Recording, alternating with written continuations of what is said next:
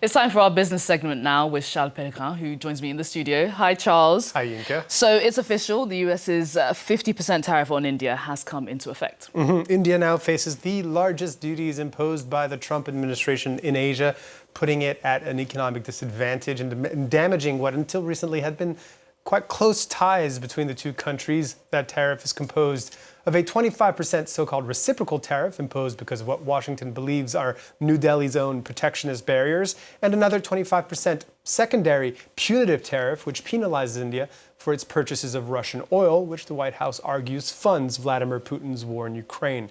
There are some key exceptions, though. Electronics exports won't be covered, thus sparing Apple's iPhone production for the U.S. market, which was moved to India from China, as well as will pharmaceuticals, which represented around $12 billion of imports to the U.S. last year.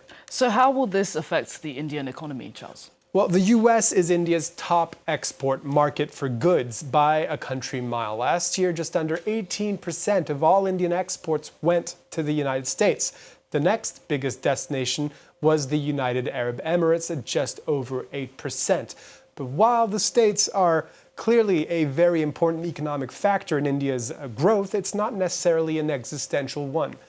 India's economic output is above all else dictated by domestic demand. Private consumption is worth 60% of the country's GDP. Exports to the U.S., on the other hand, represent just about 2% of GDP. Citigroup estimates that the tariffs hit to India's economy will be somewhere between 0.6 and 0.8% of annual economic output. As a buffer to these external troubles, the Modi government is working to promote self-reliance and encouraging locals to buy Indian-made products, and has also pledged to enact sweeping liberalization reforms to support the local industry and economy. This was the gist of a speech Prime Minister Narendra Modi gave on Independence Day this year. It has also been forging closer ties to other potential partners, notably China and Russia.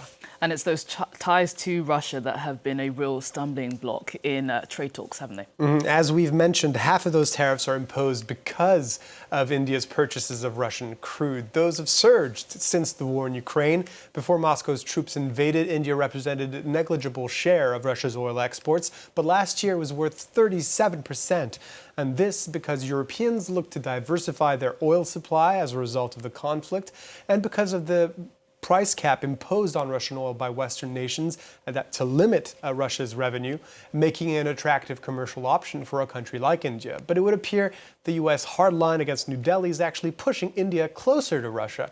Earlier this month, the two countries pledged to increase their annual trade by 50% over the next 5 years.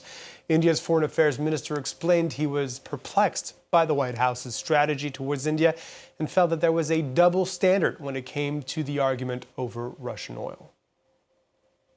The same arguments which have been used to target India have not been applied to the largest oil importer, which is China, has not been applied to the largest LNG importer, which is the European Union.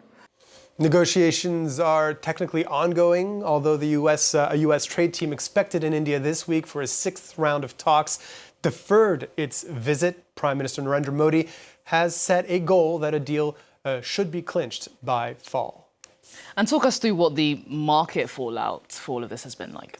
Well, India's stock market benchmark index, the Nifty 50, is trading lower. The country's bond and currency markets have also slipped, as you can see there, down 1% for the Nifty 50. Let's also take a quick look before we go at how the European markets have opened this Wednesday, all in the green this morning, including the CAC 40 in Paris, which has seen 2 days of shares falling on the back of renewed political instability in Paris. Traders looking forward to a quarterly earnings report by U.S. chipmaker NVIDIA, a key AI stock and a bellwether for the boom in that sector.